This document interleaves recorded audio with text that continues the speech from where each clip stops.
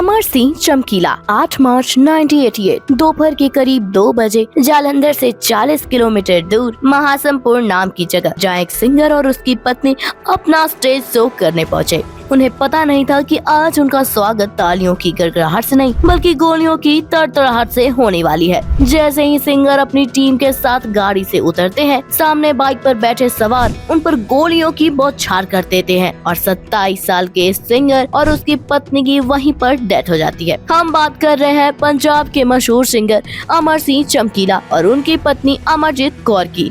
अमर सिंह चमकीला जो कि बचपन से इलेक्ट्रीशियन बनना चाहते थे, लेकिन आखिर ऐसा क्या हुआ जो अपने सपने को साइड में रखकर सिंगिंग की दुनिया के बेताज बादशाह बन गए। अमर सिंह चमकीला अपने नाम की तरह ही एक चमकते सितारे थे जो कि सिंगिंग की दुनिया के बेताज बादशाह थे। अमर सिंह एक दलित परिवार से ताल्लुक रखते थे। उनका जन्म 21 जुलाई 1960 को लुधियाना के एक पिंड डोगरी में हुआ था। जन्म के समय उनका नाम धनीराम रखा गया था। बचपन से ही धनीराम इलेक्ट्रीशियन बनना चाहते थे, लेकिन किस्मत को शायद कुछ और ही मंजूर था। गरीबी की मार और पैसों की तंगी की वजह से धनीराम ने कपड़ों की फैक्ट्री में काम करना शुरू कर दिया। वैसे तो धनीराम इलेक्ट्रीशियन बनना चाहते थे, लेकिन शौकिया तौर पर उन्हें म्यूजिक से बड़ा लगाव था और इसी लगाव में धनीराम ने हारमोनियम और ढोलकी बजाना सीखा। अब धनीराम को जब भी फुर्सत मिलती वे इसका रियाज कर लिया करते थे, साथ ही साथ कुछ गुनगुना भी लिया करते थे। धीरे धीरे उनके साथ काम करने वालों को उनके गानों का अंदाज काफी भाने लगा और इसी बात ने उनके अंदर के सिंगर को जगा दिया। अब धनीराम गाने के साथ साथ खुद के सॉन्ग भी लिखने लगे। इसी बीच उनकी मुलाकात सुरेंद्र शिंदा से हुई, जो कि उस समय के जाने माने गायक हुआ करते थे। उन्होंने जब धनीराम के गाने सुने तो उन्हें अपने बैंड में आने का ऑफर दिया। धनीराम को म्यूजिक तो पसंद था ही, उन्होंने तुरंत ही सुरेंद्र शिंदा के साथ ऑफर को एक्सेप्ट कर लिया। सुरेंद्र शिंदा ने धनीराम को अपने बैंड में रखने के बाद उनके नाम को बदलकर अमर सिंह चमकीला कर दिया। नाम के साथ ही धनीराम का किस्मत भी बदल गई। उनके गानों ने पंजाब की जनता के बीच धूम मचाना शुरू कर दिया, लेकिन धनीराम खुश नहीं थे, क्योंकि जो मुकाम वो हासिल करना चाहते थे वह मुकाम पाना उन्हें सुरेंद्र शिंदा के बैंड में रहते हुए संभव नहीं लग रहा था। इसलिए धनीराम उर्फ अमर सिंह चमकीला ने सुरेंद्र शिंदा के अलग होने का फैसला लिया। डिजिटल थोड़ा मुश्किल जरूर था, लेकिन अमर सिंह के गाने के लोकप्रियता इतनी ज्यादा थी कि सुरेंद्र शिंदा से अलग होने के बाद कुछ ही समय के अंदर उन्होंने खुद ही एक अलग पहचान बना ली। दरअसल अमर सिंह चमकीला के गाने लाइफ से जुड़े हर एक मुद्दे के बारे में हुआ करते थे, जैसे कि यौन शोषण, एक्सेट्रा, मैरिटल अफेयर, घरेलू हिंसा, सामाजिक दंगे फसाद आदि। और यही वह कारण था कि उस समय की युवा पीढ़ी अमर सिंह चमकीला के गाने के लिए पागल थी।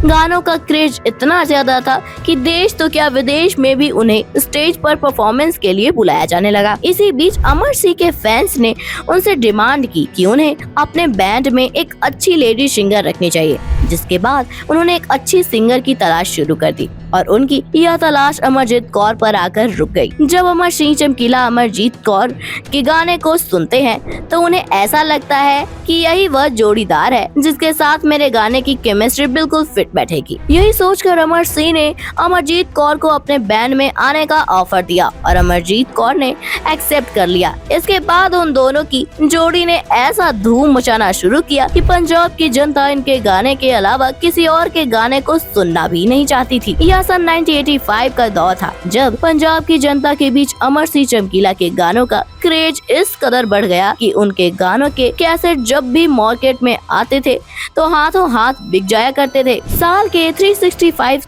365 दिन वह बुकिंग में रहने लगे थे। साथ ही इसी दौर में आतंकवाद की जड़ें भी मजबूत होने लगी थी। उस समय अमर सिंह के गाने में आतंकवादियों से जुड़े हुए कुछ टॉपिक्स होते थे, जिस कारण कुछ लोगों को उनके गाने नागवार गुजर रहे थे। उन्हें लगता था कि अमर सिंह भड़काऊ और वाहियात गाने बनाते हैं। वहीं दूसरी तरफ एक बड़ी संख्या के लोगों को चमकीला के गाने बेहद पसंद थे। इसी वजह से धीरे धीरे जहां उनके चाहने वाले बढ़ रहे थे, वहीं दूसरी तरफ उनके दुश्मनों की संख्या भी बढ़ने लगी थी। उनके ज्यादातर दुश्मनों को उनका दलित होकर भी एक चार्ट यानी कि अमरजीत कौर से शादी करना पसंद नहीं था। साथ ही वह लोग भी उनके दुश्मन में शामिल थे जिन्हें उनके गाने पसंद नहीं थे। इसी वजह से अमर सिंह चमकीला को धमकी भरे खत मिलना शुरू हो गए थे, लेकिन उन्होंने इस पर कोई ध्यान नहीं दिया। दिनांक 8 मार्च 1988 को अमर सिंह का एक स्टेज शो जो कि जालंधर से 40 किलोमीटर दूर महासमपुर में होने वाला था, जहां भारी संख्या में उनके फैंस उनका बेसब्री से इंतजार कर रहे थे। दोपहर के करीब 2 बजने वाले थे कि जब अमर सिंह और उनकी पत्नी या यूं कह लीजिए साइका अमरजीत कौन साथ में महासमपुर पहुंचने लगते हैं। गाड़ी रुकती है और वे दोनों अपनी टीम के साथ गाड़ी से उतर के पैदल ही स्टेज तक जाने के लिए आगे बढ़ते हैं। तभी वहाँ कुछ ऐसा होता है जिसकी कल्पना उन दोनों में से किसी ने नहीं की थी। अचानक ही वहाँ कुछ बाइक सवार आते हैं और ताबड़तोड़ उन दोनों पर गोलियां बरसाना शुरू कर देते हैं, जिससे कि मौके पर ही उन दोनों की मौत हो जाती है, या यूं कह लीजिए तीनों की। यहाँ पर तीनों की कहने से मेरा तात्पर्य यह है कि उस समय अमरजीत कौर प्रेग्नेंट थी और उनके गर्भ में एक मासूम बच्चा पल रहा था, जिसकी मौत भी अमरजीत कौर के मरने के साथ ही हो जाती है।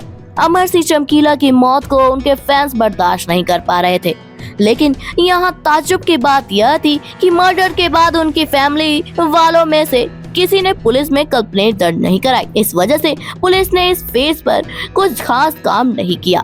वैसे भी उस समय पंजाब पुलिस खालिस्तानी से इतनी ज्यादा ग्रस्त थी कि किसी और मामले पर ज्यादा ध्यान नहीं दे पा रही थी, लेकिन अमर सिंह के फैंस के बढ़ते दबाव के कारण उन्होंने इस केस को खंगालना शुरू किया, जहां उन्हें पता चला कि अमर सिंह पहले से शादीशुदा थे, जिसके बाद भी उन्होंने अमरजीत कौर से शादी रचाई। इसके लिए उनके फैमिली वाले उनसे बेहद नाराज थे। प्रथम दृष्टया पुलिस का शक उनकी फैमिली पर गया, लेकिन किसी ठोस सबूत के न मिलने के कारण वह किसी को अरेस्ट नहीं कर पाए। इसके बाद पुलिस का दूसरा शक उन सिंगर पर गया, जिनका धंधा अमर सिंह चमकीला के कारण चौपट हो गया था, लेकिन यहाँ पर भी पुलिस को कुछ खास सबूत नहीं मिल पाया और इस तरह एक दलित साधारण इंसान जिसका सपना आसमान में उड़ने का था, शैतानों के कारण ध्वस्त होकर रह गया। इतने दशक बाद भी कोई भी इस मर्डर से जुड़ी गुस्ती को सुलझा नहीं पाया है और चमकीला की मौत एक मिस्ट्री बनकर रह गई। बताते चले कि अमर सिंह चमकीला की एक बायोपिक नेटफ्लिक्स पर स्ट्रीम कर रही है, जिसमें उनके किरदार को दिलजीत दोसांझ ने निभाया है। साथ ही उनका साथ दे रही हैं परिणीति चोपड़ा। बताया जा रहा है कि फिल्म काफी बेहतरीन है, जिसे दर्शक अपना खूब सारा प्यार दे रहे हैं।